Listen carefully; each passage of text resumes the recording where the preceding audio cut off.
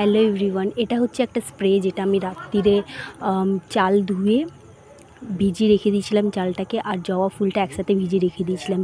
চাল মানে রাইস ওয়াটারটা আর আমাদের হিবিস্কাস ফ্লাওয়ারটা কিন্তু হেয়ার আর আমাদের স্কিনের জন্য খুব ভালো।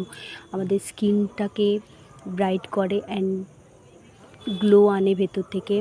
তো এই স্প্রেটা আমি প্রথমে একটু স্প্রে দিয়ে তারপরে মুখটা টিস্যু পেপার দিয়ে মুছে নিয়েছিলাম, দেন এটাকে আবার অ্যাপ্লাই করেছিলাম। তো এটা কিন্তু আপনারা ডেলি বেসিসে ইউজ করতে পারেন। এটা একদিনে রেজাল্ট দেয় না, ওটা ডেলি ইউজ করলে তবে আপনারা অবশ্যই রেজাল্ট পাবেন।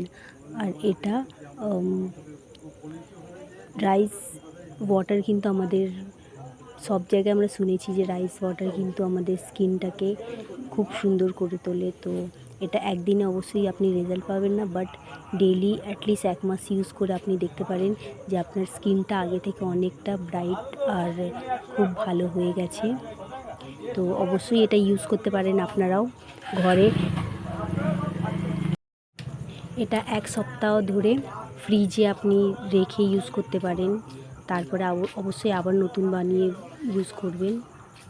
তো অবশ্যই আমার মনে হয় যে আগে থেকে অনেকটাই আমার স্কিন ইমপ্রুভমেন্ট হয়েছে। তো থ্যাংক ইউ সো মাচ আমার ভিডিও দেখার জন্য।